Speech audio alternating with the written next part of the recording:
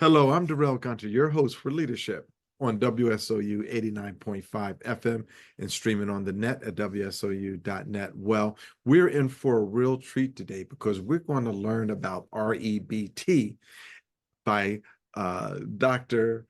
Debbie Joffe Ellis. She's a psychologist, writer, presenter. Debbie, welcome to the program. I'm so excited to have you on. It's such a pleasure to be with you, Darrell. Thank you. So before we dive into REBT, I think I'm cool now saying REBT. Could you share with our audience, your education background? Sure. Well, Special, special what, sorry? specialty, your specialty. My specialty is loving life. No, let's get back on track here. Although I cherish life. I'm grateful for each day, which, by the way, is related to REBT, the importance of daily gratitude. But I'm sure I'll get to that in the course of our conversation. So, as you and some of your listeners might notice, my accent isn't quite Philadelphian or New Yorkan.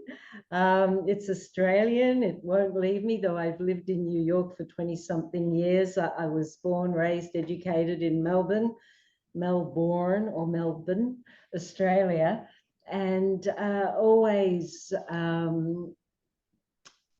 had an attraction to the field of psychology. I had an aunt who was a brilliant psychologist. I'm sure she was an influence, but I think innately there was that tendency, there was an impulse always to stick up for the underdog. And if I saw someone bullying someone else, I would sort of want to thoughtlessly, in a way, step in there. Poor parents of mine. But nothing bad happened. And so just a desire to help others. And psychology is one area that allowed me to do so professionally. However, some of the greatest healers and helpers on earth haven't had a tertiary education. The desire to help and heal is something that any human can choose. Nonetheless, that was my chosen profession. When I finished my courses, and concurrently to doing my studying, I was very much into yoga and meditation and Eastern philosophies. And I actually spent a couple of years in India studying various schools of philosophy there and yoga and meditation. So I guess even because we have limited time, although I'm thrilled that you said to me earlier that we may do more interviews in addition to this first show together. And the reason is, Debbie, is that mental health is so important. Yeah. And something very good about the era we're living in is that there's less stigma about it. When I was studying it, and for decades after that, you only went to see a psychologist or got therapy if there was something really wrong with you or you were psychotic or crazy. And truly, essentially effective therapy, and putting therapy aside, something like REBT, which is not only an effective, scientific, evidence-based therapeutic approach, which, by the way, was the first to challenge good old Sigmund Freud approach of psychoanalysis. And it heralded in the cognitive revolution in psychotherapy, which is so widely used now, CBT. Well, REBT was the original cognitive approach, and my husband mentored Aaron Beck, who's known as the father of CBT. Could you define REBT for our audience? Because I'm sure they're wondering, they keep talking about this REBT. Yeah, no, I definitely will. So, Rational Emotive Behavior Therapy. And as I was saying, it's more than just a therapy, it's also a way of life for those who choose to adopt it as such. And here are some of the main principles of it. And I think as I say them, or I very much hope that your listeners will recognize how applicable they are, no matter what profession and no matter what situation. The first essential element is that it's not an event, it's not what happens, it's not what someone tells you that creates a person's emotional suffering. It's our belief about it, it's our attitude towards it, it's what we tell ourselves about it. And so one of the things that's so empowering about this approach, and again, I want to remind your listeners that what I'm asserting now is not predominantly a plea for go get REBT therapy. It's also a suggestion to contemplate its principles, those that I'll share here, any that they might decide to read in some books that relate to it, so that a person can add its principles to their daily regimen towards living well. So the next essential element is when bad things happen, when we think in irrational ways about them, we create unhealthy negative emotions. Now, negative in this context does not mean bad. It means they're not so pleasant. And when we think in healthy, rational ways, we create what's called healthy negative emotions. Let me describe the difference between one and another. The unhealthy ones debilitate, restrict, and there is an enormous body of scientific research that demonstrates the negative impact on our physical health and well-being of harboring any of these unhealthy negative emotions, which include anxiety, extreme panic, fear, hopelessness, depression, despondency, rage, guilt, and shame. Now, when we think in healthy, rational ways about the same unwanted situation, no matter how bad, instead of paralyzing anxiety, we create concern. Concern is motivating. It helps us. It can push us along, get us to create a plan and get off our tush and do something. Whereas anxiety can either have the opposite effect where we avoid, procrastinate, or do a lousy job. Yeah. Right. When we think in healthy, rational ways instead of hopelessness and despondency and depression, we create healthy grief. Okay. Sadness and disappointment. Sad is not bad. Grief can hurt like hell, but it's part of a healthy tapestry of life where, unless we're a type of human being who likes to eat, sleep, procreate, be entertained, eventually die, for the rest of us who think more deeply than that, we can embrace the fact that we can stand pain, healthy pain, such as grief. And as time goes on, the initial grief that might have been quite agonizing transforms into a kind of hybrid of gratitude, love, and sadness. Gratitude that person or that period of life, it's not just grief over losing people or pets. It can be, I used to be so good at this and now I can't do it anymore. Or I used to own this magnificent car and now I can't afford to. And whatever it is, the grief. So then instead of harboring that debilitating energy, zapping energy and emotion, it's a tenderizing of the heart. And so it hurts for a while. So it does. Some people are allergic to discomfort, which is a pity. If you want to be like babies, then we can hang on to, I must have what I want when I want it. I mustn't lose anyone or anything that I want. And part of evolving as a human being is accepting loss. Yeah.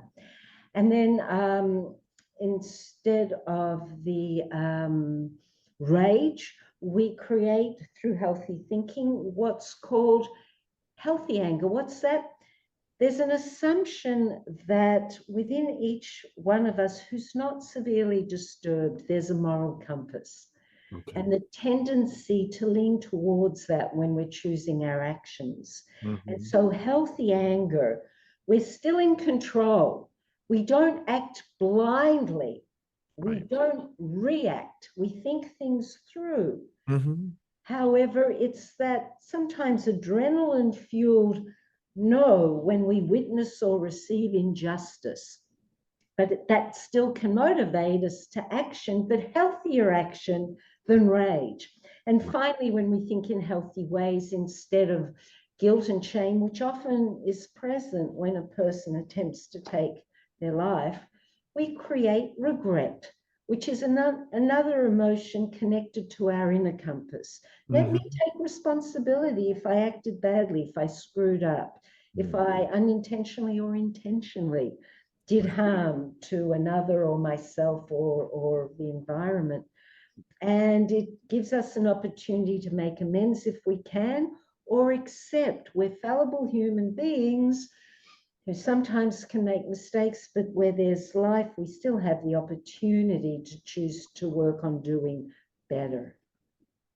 How does one identify with themselves that they're suffering from or affected by REBT? And can someone self identify and self help themselves, or do they need some guidance through all of those emotional states? Yeah, so it depends on the individual. You know, some people who are suffering from some biological imbalances that Mm. impact their cognition and their emotions and their tendencies to act and react. Mhm. Um, they may benefit from more than just self-help. But for others who do have the ability to understand the not complicated principles of REBT, Mhm. which we've only just begun. I won't torture you by singing you, but they're not complicated. It's not enough to think about them, though. Action is needed, which is, I Right. think, something we'll talk about more. Yeah, so those of us who are cognitively able, and you don't need to be a genius or even highly educated, but Mm. who embrace common sense and can understand simple explanations and techniques, Mhm. then one can ably and effectively change one's own life. Now, some people benefit from guidance for a while and then they can do it themselves and then come back for a little more guidance if there's a relapse, because to be human is to be fallible. So it certainly can be a self-help, but some guidance, especially, and by the way, even if one is experiencing a healthy emotion, if it's very distracting, help to get one's equilibrium back Mhm. is very beneficial. And if one is creating, notice I use the word creating. I don't say one gets anxious. With Right. REBT, we have the power to create our own emotional destinies by the way we think. So we create our anxiety, for example, when we think in unhealthy, irrational ways, which I'm sure you're going to ask me at some point to describe the difference between irrational and rational. Exactly. Exactly. I think now is a good time to do that. Okay, if you say so, with pleasure. So as I do so, I invite Mhm. with vigor. I strongly invite your listeners to, if you want to really benefit from this conversation, to be honest with yourselves and consider whether you think in any of the ways I'm about to describe as irrational. Because first step to changing unhealthy thinking is to recognize we're doing it and to more precisely identify those irrational, debilitating, disempowering thoughts so we can zap them through disputation and replacing them. Is So that journaling? Someone who keeps a journal can help them to understand themselves? Oh, I recommend that strongly, Durrell. Yeah, the less effort for the brain. Get it out of here and onto paper, and then you can reread it, and then you can reread it again and consider, no, maybe I got that wrong or I missed it. And so I think to have an account on paper that one can easily return to, Mm-hmm. highly, highly recommend that. Mm-hmm. Yeah. And also on my website, there's one of the tabs is the self-care sheet, Mm-hmm. which goes through the steps of one of the REBT self-help techniques. Mm-hmm. But this is too early in our conversation for me to get into that right now. But that's another writing technique that helps immeasurable numbers of people. Sure, when we think in irrational ways, we have demands, shoulds, musts, oughts, very rigid thinking, very inflexible thinking, and a few of the main ones that many, many humans suffer from until they start thinking about their thinking include, and here's where I'm really asking your audience whether you think any of these, because if you do, you're probably creating emotional misery unnecessarily.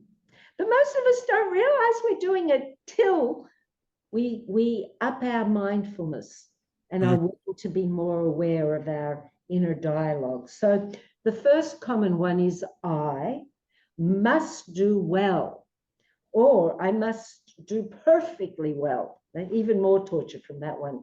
And be loved, liked, approved of by everyone. The second one is you, and you can be an individual, a family, a small group. It can be a political group, a religion, a non-religion, a country. So singular or plural, you must believe what I think you should believe. You must act the way I want you to act. You should, ... and that type of thinking is at the heart of racial discrimination. It's at the heart of terrorism. It's at the heart of war. It's at the heart of people who storm the Capitol building.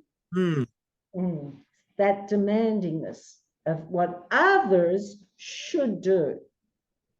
And a third one is life should. Notice the shoulds and the musts. And one of REBT's slogans is stop shooting on yourself. Oh. Yeah, sure. A lot of people have a lot of should on themselves. Oh, smelly. Anyway, so life should be fair and with justice. Now, REBT is vigorously all for civil rights, civil liberties, and fighting to gain more of them, but to do so from a healthy place and not from rage. And through thinking rationally. I mean, some of the greatest leaders, did they come from rage, or were they very stable in their personhood, in their words, and in the actions that they prescribed? Yeah. And then another common way of thinking that creates suffering is the need for certainty, which was behind the growing number of people who created greater anxiety and depression during the COVID years. And that melody lingers on, the melody and the malady, because it wasn't COVID that created greater anxiety. Not everyone created greater anxiety. You know, those of us who didn't catastrophize, who accepted this is serious, who were concerned, what can I do about it, weren't extra anxious. We were on alert, we were careful.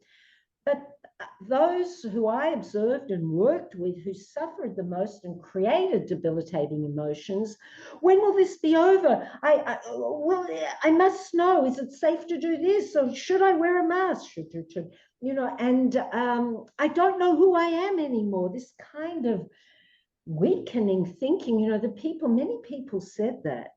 And I was thinking at the time, well, did you know who you were before COVID? You know, what was your sense of self then? But that's a whole other conversation, yeah. And then this a need that many people have, and many don't realize they have it.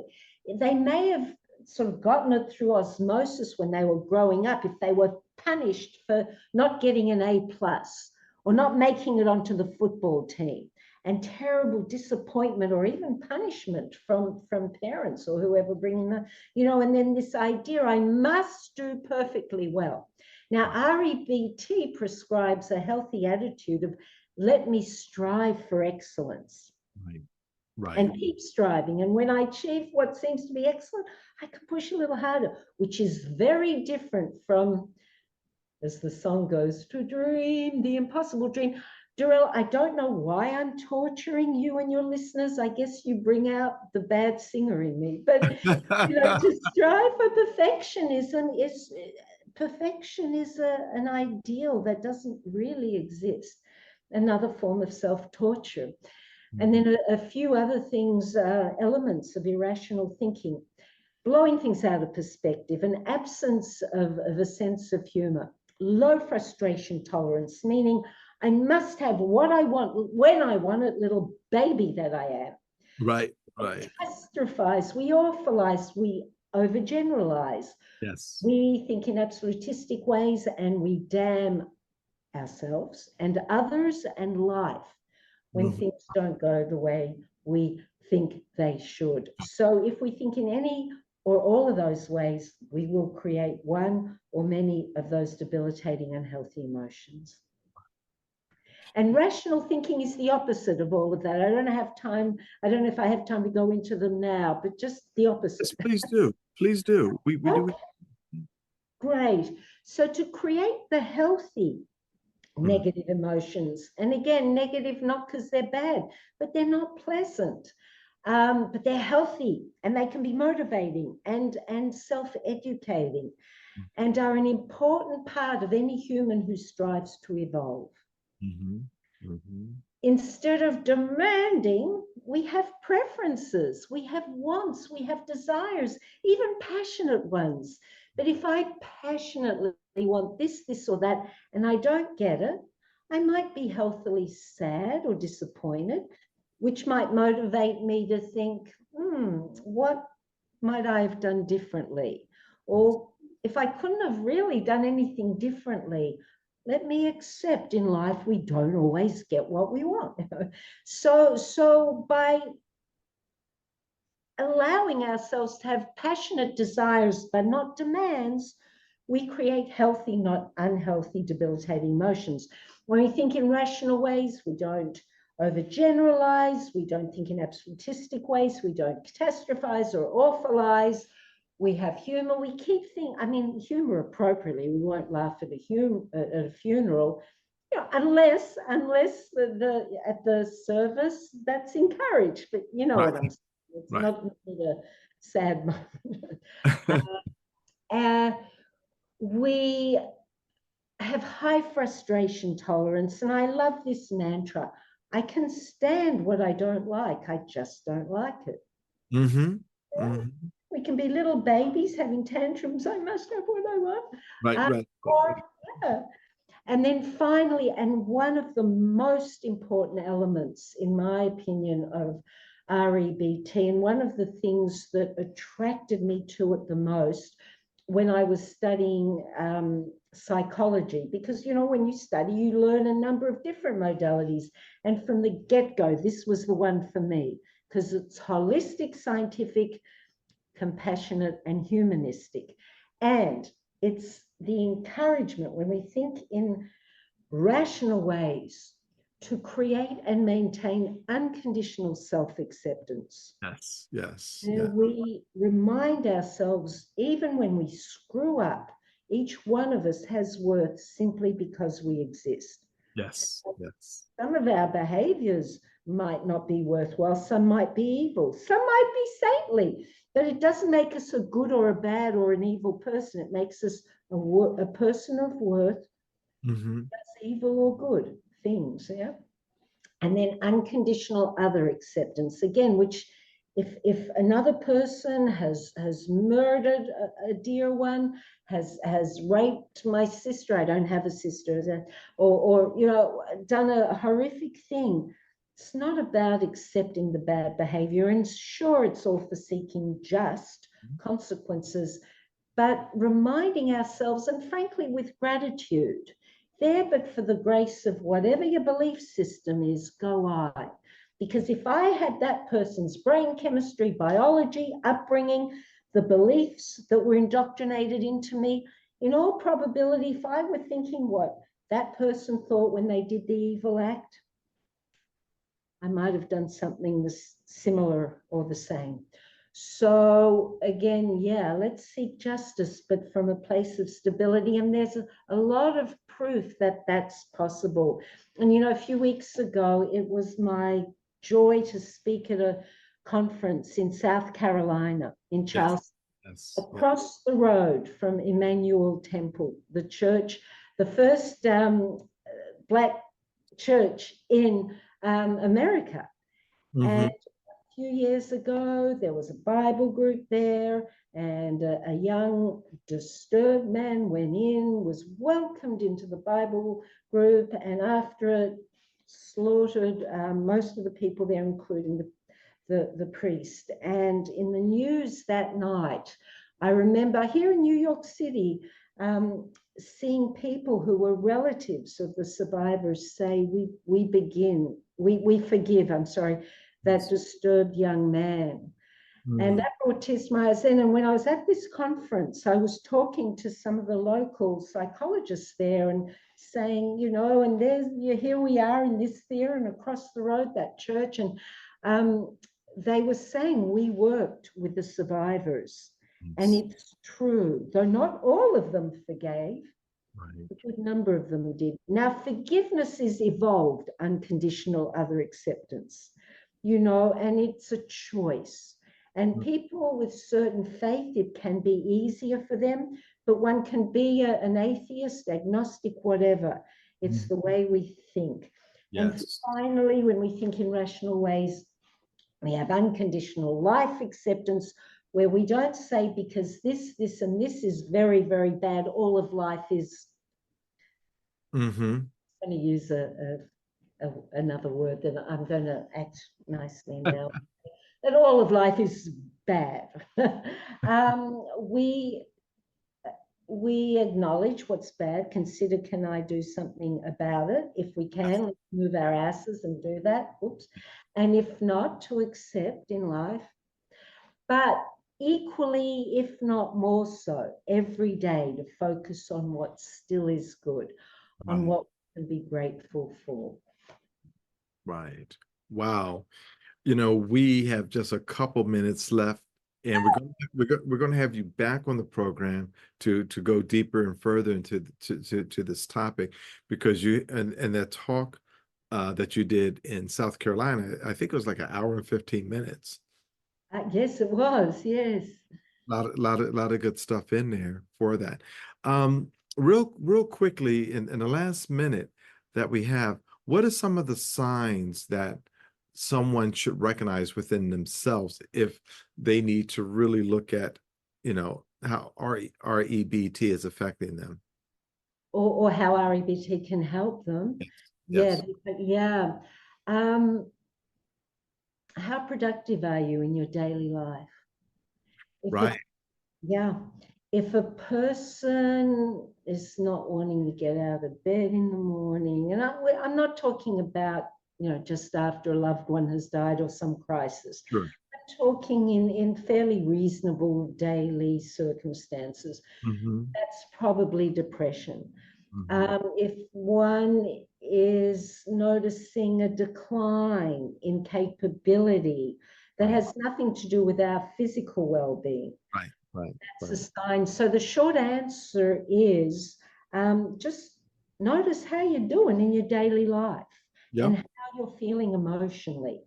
And if it's not all that good or very, very bad, Mm-hmm. that's a signal. Think about your thinking.